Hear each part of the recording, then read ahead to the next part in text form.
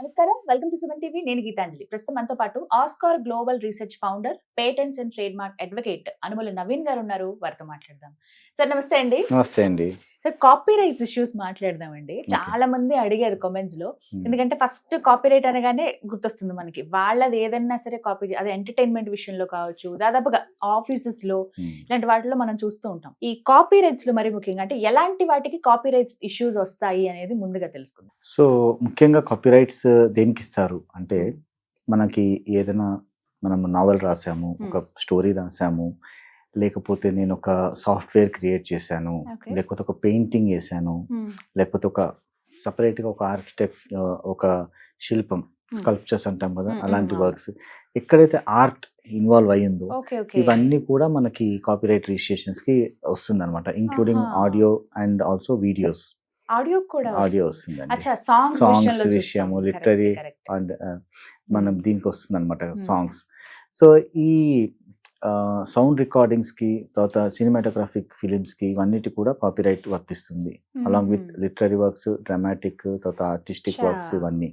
So ఇవన్నీ కూడా ఎందుకు మనం కాపీరైట్ చేసుకోవాలి అంటే, ఇది నాది అని ఓనర్షిప్ ప్రూవ్ చేసుకోవాలి ఫస్ట్ వాటికి కూడా. సో ఓనర్షిప్ ఏంటి అంటే మీ కాపీరైట్ రిజిస్ట్రేషన్. సో ఎప్పుడైతే ఇది పబ్లిక్లీ ఒకసారి పబ్లిష్ అయిందో, ఆ పబ్లిష్ అయిన ఇన్ఫర్మేషన్ పబ్లిక్ కి తెలిసినప్పుడు కూడా ఇట్ ఈస్ పబ్లిక్ కమ్యూనికేషన్ లో యు ఆర్ ద ఓనర్ అని తెలిసిపోతుంది. Say for example, I have done something and నేను ఒక సో అండ్ సో వెబ్సైట్ లో పబ్లిష్ చేశాను. సో అది దాన్ని automatically that rights belongs to me. So because I publish it.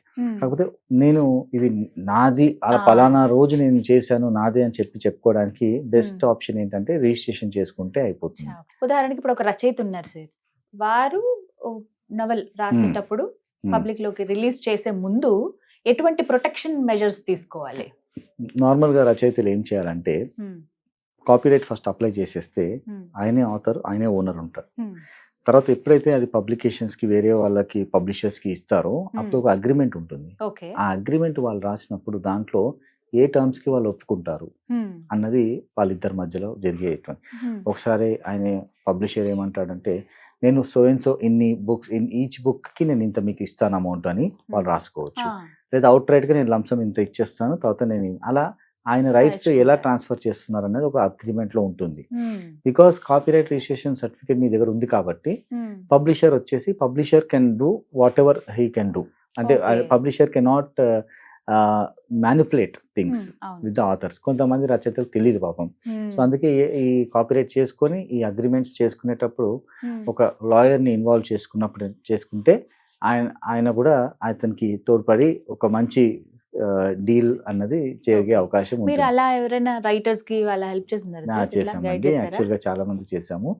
And major గా ఏంటంటే, వాళ్ళకి అలాంటి అగ్రిమెంట్స్ చేసినప్పుడు ఏంటంటే కొన్ని కండిషన్స్ ఉంటాయి. ఆ కండిషన్స్ లో మనం ఏ విధంగా అయితే టర్మ్స్ పెడతామో అక్కడే వాళ్ళకి ప్రొటెక్షన్ అనేది వస్తుంది. తర్వాత ఇంకా ట్రాన్స్ఫర్ చేసేసిన ఒక మీనింగ్ ఉంటుంది. వీటికి ఎంత ఖర్చు అవుతుందండి సుమారుగా? అంటే డిఫరెన్స్ కాపీరైట్ యాక్చువల్ గా ఎక్కువ ఖర్చు కాదండి. గవర్నమెంట్ ఫీజు కేవలం 500. ఏది ఒక నవల్ చేసుకోవడానికి, దానికి డాక్యుమెంటేషన్, లీగల్ వర్క్స్ అవన్నీ కూడా కలిపితే ఒక 5000 వరకు అప్రాక్సిమేట్లీ, ఒక లీగల్ వర్క్ కలిపి ఒక 5000 లో అయిపోయే పని. చాలా మందికి తెలియదు. ఇది చేస్తే ఏమవుతుందంటే, మీకు ఓనర్షిప్ అండ్ ఆ కాపీరైట్ ని కూడా మళ్ళీ ట్రాన్స్ఫర్ చేసే రైట్ వస్తుంది. ఎలా సార్ వీటిని అసలు ఎలా రిజిస్టర్ చేయించుకోవాలి? యాక్చువల్లీ ఇప్పుడు కాపీరైట్ రిజిస్ట్రేషన్ కి మా దగ్గర వస్తే మేము ఆ ప్రాపర్ డాక్యుమెంటేషన్ అంతా చేసి మేము కాపీరైట్ ఆఫీస్ లో రిజిస్ట్రేషన్ చేయించేసి వాళ్ళకి సర్టిఫికేట్స్ ఇప్పిస్తామండి. ఇప్పుడు ఒక నవల్ రాసి ప్రతి నవల్ కి ఎలా చేయించుకోవచ్చు? ఒక్కసారి ఇప్పుడు రైటర్ నేమ్ మీద అలా చేయించుకోవడానికి లేదు. Any work is separate work అన్నమాట, సెపరేట్ గా చేసుకోవాలి. అంటే నమ్మకం ఉంటుంది, ఇది బాగా వెళ్తుంది మార్కెట్ లో, ఇది కాపీ అయ్యే ఛాన్స్ ఉంది అని ఎక్స్పెక్ట్ చేసినప్పుడు ముందుగానే కాపీరైట్ రిజిస్ట్రేషన్ చేసుకోవాలి. ఒక మంచి ఫిలిం స్టోరీ ఉంది, రాశారు, అది కాపీరైట్ చేసుకున్న తర్వాత మీరు ప్రొడ్యూసర్స్ అండ్ డైరెక్టర్స్ తో మాట్లాడినప్పుడు ఈ కాపీరైట్ సర్టిఫికేట్ తో పాటు వాళ్ళు కొనుక్కుంటారు. అదే ఇష్యూస్. సో అలా ఈవెన్ సాంగ్స్ కూడా, మొత్తం లిరిక్స్ కూడా ఇప్పుడు కాపీరైట్ చేస్తున్నారండి. ఒక సాంగ్ నేను రాశానంటే చాలా మంది వచ్చింది, ఇది నాదండి, ఇది కాపీరైట్ చేయండి అని చెప్పి we're doing copyright for that also. Right. ఇక సాఫ్ట్వేర్ కంపెనీస్ గురించి మాట్లాడదాం సార్. వీళ్ళు పర్టికులర్ గా ఎంప్లాయీస్ పట్ల ఎలాంటి జాగ్రత్తలు తీసుకోవాలి? మేడం, యాక్చువల్ గా సాఫ్ట్వేర్ అన్నది చాలా ఇప్పుడు ఏమైపోయిందంటే, కోడ్ ఉంటుంది, వాళ్ళు రాసే కోడ్ ఇదంతా కూడా. సో ఇదంతా కూడా వాళ్ళు ఎంప్లాయీస్ డెవలప్ చేస్తారు. ఓకే. సో ఎంప్లాయీస్ చేసినప్పుడు ఏమవుతుందంటే ఎంప్లాయీస్ నుంచి కంపెనీకి ఓనర్షిప్ వస్తుంది. సో ఇక్కడ కూడా అగ్రిమెంట్స్ చాలా ఇంపార్టెంట్ ప్లే చేస్తుంది రోల్. సో ఈ అగ్రిమెంట్ తో పాటు ఇప్పుడు ఏమైపోయిందంటే ఈ సాఫ్ట్వేర్ కంపెనీస్ లో వచ్చే ఇష్యూస్, ఇప్పుడు ఒక కంపెనీ వచ్చి ఒక సాఫ్ట్వేర్ కంపెనీకి నాకు ఇలాంటి ఒక యాప్ తయారు చేసి ఇవ్వండి అంటారు, ఒక సాఫ్ట్వేర్ తయారు చేసి ఇవ్వమంటారు.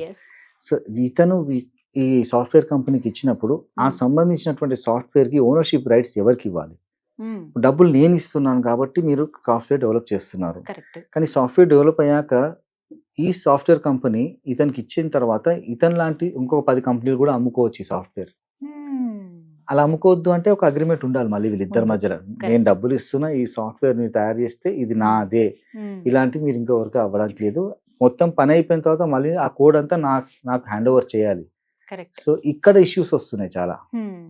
సో ఆ కోడ్ సరిగ్గా హ్యాండ్ ఓవర్ చేయకపోవడము, ఇంకొకటి ఆ స్కోప్ అర్థం కాకుండా సగంలోనే సాఫ్ట్వేర్ ప్రాజెక్ట్స్ ని ఆపేయడము, ఇంకా ఆ కోడ్ తీసుకొని వేరే సాఫ్ట్వేర్ కంపెనీ దగ్గరికి వెళ్తే మళ్ళీ అక్కడ వాళ్ళు చేయకుండా మళ్ళీ జీరో నుంచి స్టార్ట్ చేస్తారు డెవలప్ చేయడం.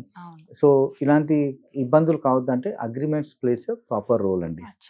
అందుకనే పెట్టుకోవాలి. చాలా మంది ఏం కాదు అనుకుని లైట్ తీసుకుంటారు, తర్వాత వచ్చే ప్రాబ్లం అప్పుడు అంత చిన్నది చేయలేకపోయామా అనే ఆలోచన. ఎగ్జాక్ట్లీ. అండ్ ఇంకొకటి సార్, ఇప్పుడు సాధారణంగా చూస్తాం ఎంప్లాయీస్ కొంతమంది పనిచేస్తారు, వాళ్ళకి కంపెనీ దగ్గర ఉన్నటువంటి చాలా కాన్ఫిడెన్షియల్ విషయాలన్నీ తెలుస్తూ ఉంటాయి. ఇప్పుడు తర్వాత వాళ్ళకి గొడవ పడో లేకపోతే వాళ్ళకి ఇక్కడ నచ్చకో వేరే దగ్గరికి వెళ్ళినప్పుడు ఎట్లాంటి జాగ్రత్తలు తీసుకోవాలండి? మేబీ బయటకు వెళ్ళిపోతే ప్రాబ్లం కదా. ఇక్కడ ఎగ్జాక్ట్లీ వీళ్ళు కంపెనీస్ చేయాల్సిన పని ఏంటంటే అండి, ఫస్ట్ వాళ్ళకి అర్థం వాళ్ళు ఐడెంటిఫై చేయాలి ఏంటి ఇది నాది ట్రేడ్ సీక్రెట్ అంటాం దాన్ని, ఇది బయట ఎక్కడ లేనటువంటి ఇన్ఫర్మేషన్. ఈ ఇన్ఫర్మేషన్ మనం యాక్సెస్ కి ఇస్తున్నటువంటి వాళ్ళ దగ్గర మనం ఒక అగ్రిమెంట్ చేసుకుంటాం, నాన్ డిస్క్లోజర్ అగ్రిమెంట్.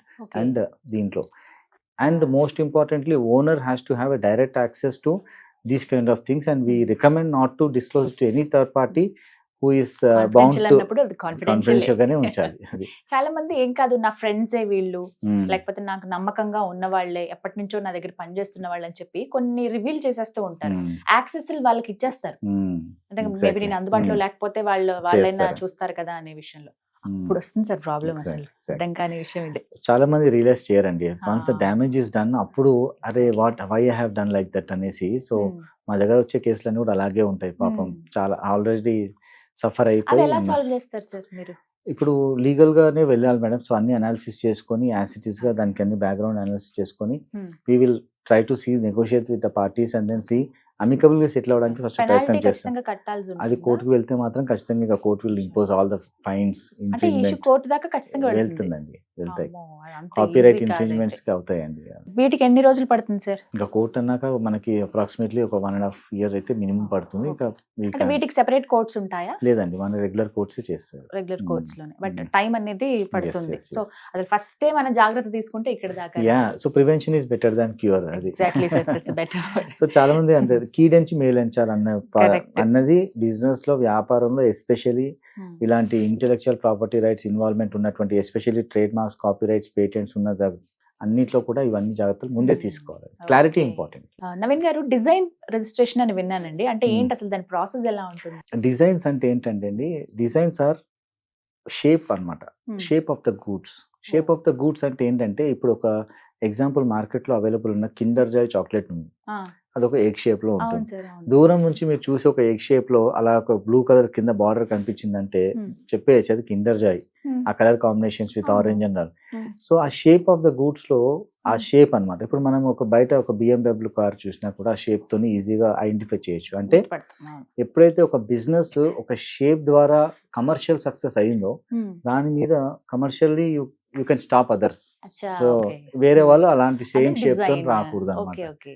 ఇప్పుడు ఫర్ ఎగ్జాంపుల్ మీరు సబ్యసాచి గారు వినే ఉంటారు, ఆయన చేసినటువంటి ఒక హ్యాండ్ బ్యాగ్ డిజైన్ ఉంటే ఫస్ట్ ఆయన డిజైన్ రిజిస్ట్రేషన్ చేసే మార్కెట్ లో వదులుతారు. ఒక కుర్తా, ఒక శారీ, ఒక డ్రెస్, ఒక jewellery, anything you take, copy చేయడానికి లేదు అసలు. ఆయన ఏదైనా సరే ఫస్ట్ అంటే వై ఇది అంటే because this is IP portfolio, ఒక వాల్యుయేషన్ అన్నమాట. మీరు పేటెంట్ కానీ ట్రేడ్ మార్క్ కానీ కాపీరైట్ చేసినప్పుడు మీ కంపెనీ అసెట్స్, ఇప్పుడు మీ కంపెనీ వాల్యూ ఎంత అంటే మీ బుక్ ఆఫ్ అకౌంట్స్ లో ఒక వాల్యుయేషన్ వస్తుంది, సే 3 crores. మీకు registered patents, registered trade marks, registered copyrights ఉంటే ఈ 3 crores కాస్త 6 crores అవుతుంది. అచ్చా, it adds value. So me company valuation అందుకే దీని ఏమంటారంటే ఇంటాంజిబుల్ అసెట్స్, అంటే you cannot touch but it has a value. Tangible you can touch and it has a value. లేదంటే మన ఫిజికల్ అసెట్స్, మన మిషనరీ అదంతా కూడా. సో ఎట్లయితే మిషనరీకి వాల్యూ ఉంటుందో ఇవి కూడా ట్రేడ్ మార్క్ పేటెంట్స్ కూడా వాల్యుయేషన్ వచ్చి కంపెనీ యొక్క వాల్యుయేషన్ గోస్ హై. అంటే దీనివల్ల మేజర్ గా ఉపయోగాలు ఏమిటి అని అంటే డిజైన్ రిజిస్ట్రేషన్ చేసుకున్నాను. మనము ఈ బిజినెస్ లో ఉన్నప్పుడు మోనోపోలీ అండి, ఇదంతా మోనోపోలీయే. నాది మీరెవరు చేయలేరు, నా వర్క్స్ ఇవి మీరెవరు చేయలేరు. సో ఈ మోనోపోలీ క్రియేట్ చేసినప్పుడు ఏమవుతుందంటే ఒక పీరియడ్ ఆఫ్ టైం వరకు you can only enjoy the fruits, you can only enjoy the commercial success of this product. Touch చేయలేదు. ఎవరైనా చేయాలి అంటే have to give them royalty. మీకు డబ్బులు ఇచ్చి దగ్గర మీరు వాడతామని చెప్పి రాయల్టీ తీసుకోవచ్చు. ఇప్పుడు కొన్ని అలాగే ఫ్రాంచైజీలు అని పెడుతూ ఉంటాయి కదా సార్, మరి వాటికండి అవి ఫ్రాంచైజీస్ కి ఏమవుతుందంటే అండి, ఇప్పుడు ఒక బిజినెస్ ఓనర్ ఉంటారు, ఆయనకి ఓనర్షిప్ ఏంటి అంటే ఆ బ్రాండ్ నేమే, అదే ఆయన గుడ్ విల్. సో అందుకని డబ్బులు ఇచ్చి మనం కొనుక్కొని మనం పెడతాము, అది చూసి అందరు వచ్చేస్తారు. ఇంకా నేను ఇప్పుడు నేను XYZ పెట్టాను, ఎవరు రారు. అదే నేను ఒక మంచి పాపులర్ నేమ్ పెట్టాను, అది చూసి automatic. So that is the brand value. అందుగురించి అనేసి ఇవన్నీ ప్రొటెక్షన్ చేసుకునే మెకానిజమ్స్ తోనే you can actually enter in to the market. So పక్కన డబ్బులు వస్తాయి, మన బ్రాండ్ అలా కనపడుతుంది, మనం ఒక సెంటర్ పాయింట్ గా నిలబడతామండి. You will be in the dictating terms. ఇప్పుడు ఈ రోజుల్లో చూసేది అవే కదా సార్, ఎక్కువగా ఫస్ట్ ఒకటి క్రియేట్ చేసేస్తున్నారు యూనిక్ గా, దాని నుంచి ఫ్రాంచైజీస్ ఇవ్వటం కానీ ఇవన్నీ చేస్తున్నారు. డబ్బులు ఇచ్చి కొనుక్కునే వాళ్ళు మేబీ నార్మల్ గా ఒక బిజినెస్ చేసినట్టే వాళ్ళు, బట్ బ్రాండ్ వెళ్ళిపోయేది జనాల్లోకి మాత్రం మెయిన్ ఎవరైతే పర్సన్ ఉన్నారో వాళ్ళు ఖచ్చితంగా patents and trade mark registration చేసుకోవాలి కొన్నిట్లో, అలాగే కాపీ రైట్స్ లో కూడా చేసుకోవాలి. ఓకే, ఇంత ప్రాసెస్ ఉందన్నమాట. సరే, అలాగే ఈ డిజైన్ రిజిస్ట్రేషన్ అనేది వ్యాలిడిటీ ఎన్ని రోజులు ఉంటుంది? డిజైన్ రిజిస్ట్రేషన్స్ వచ్చేసి ఓన్లీ 10 years వ్యాలిడ్ అండి. దాన్ని ఒక 5 years ఎక్స్టెండ్ చేసుకోవచ్చు మళ్ళీ. So 15 years technically speaking. So ఈ 15 years వరకు you own the rights on that product and no one can copy. ఇప్పుడు వరకు మాట్లాడుకున్నది ఒకసారి కంక్లూజన్ లో చూస్తే మీరు అన్నట్టు కాపీ రైట్స్ ఇది ఫస్ట్ అయితే రిజిస్ట్రేషన్ అనేది చేసుకోవాలి, ఎవరు మనల్ని కాపీ చేయకుండా. ముందుగానే ప్రొటెక్షన్ మెజర్మెంట్ లో భాగంగా పబ్లిష్ చేసే కన్నా ముందే కాపీరైట్ చేసుకోవాలి. ఎవరు ఏ పాట రాసినా, ఏ నోవెల్ రాసినా దేని దానికే ప్రత్యేకంగా చేసుకోవాలి. అండ్ కంపెనీస్ కూడా మేజర్ గా సాఫ్ట్వేర్ ఎంప్లాయీస్ కానీ వాళ్ళకి అగ్రిమెంట్స్ చేసుకోవాలి. తర్వాత వాళ్ళు కూడా కొన్ని కంటెంట్స్ క్రియేట్ చేస్తారు, ఆ కంటెంట్స్ ని కూడా వాళ్ళు కాపీరైట్ రిజిస్ట్రేషన్స్ చేసుకోవచ్చు అన్నమాట మేజర్లీ. అండ్ అలాగే ఈ డిజైన్ రిజిస్ట్రేషన్ ఈ 10 ఏళ్ల పాటు ఉంటుంది కాబట్టి ఒకసారి చేసేస్తే గనక ఎనీ యూనిక్ షేప్స్ తయారు చేసినప్పుడు ఆ యూనిక్ షేప్ కి ఒక ప్రత్యేకత ఉన్నప్పుడు దానికి ఒక కమర్షియల్ వాల్యూ అటాచ్ అయిందంటే that qualifies for design registration. So అందుకే అది డిజైన్ రిజిస్ట్రేషన్ చేసుకుంటే ఉపయోగము. అండ్ మీ కంపెనీ ఒక అసెట్ క్లాస్ లో ఇది కూడా వచ్చి చేరుతుంది. ఇవన్నీ కూడా. Thank you so much sir. Thank you very much అండి.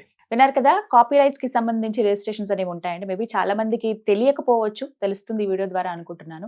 ఇంకా మీరు కొత్తగా అంటే సాఫ్ట్వేర్ కంపెనీస్ ఏమైనా మీకు ఉంటే గనక, మీరు పర్టికులర్ గా డిజైన్ చేసేటువంటి కొన్ని ప్రోగ్రామ్స్ కావచ్చు, వీటిపైన రిజిస్ట్రేషన్ కావాలన్నా, దాంతో పాటుగా ఏదన్నా ఒక ప్రోడక్ట్స్ కి సంబంధించి డిజైన్ రిజిస్ట్రేషన్ కావాలన్నా కూడా మీరు సార్ని అప్రోచ్ అవ్వచ్చు. నేను స్క్రీన్ పైన నెంబర్ ప్రొవైడ్ చేస్తాను, అలాగే వారికి సంబంధించిన డీటెయిల్స్ అన్ని ఇస్తాను. మీరు డైరెక్ట్ గా వెళ్ళి కలవచ్చు, లేకుంటే ఫస్ట్ కాల్ చేసి అపాయింట్మెంట్ తీసుకుని నవీన్ గారిని కలవండి. మీకున్న డౌట్స్ అన్ని క్లియర్ చేసుకోండి, మిమ్మల్ని గైడ్ చేస్తారు. అలాగే ఏదైతే ప్రాబ్లం ఫేస్ చేస్తున్నారో ఈ రిజిస్ట్రేషన్ కి సంబంధించి అవన్నీ కూడా క్లియర్ అవుతాయి. ఇది వాళ్ళ వీడియో. నమస్తే.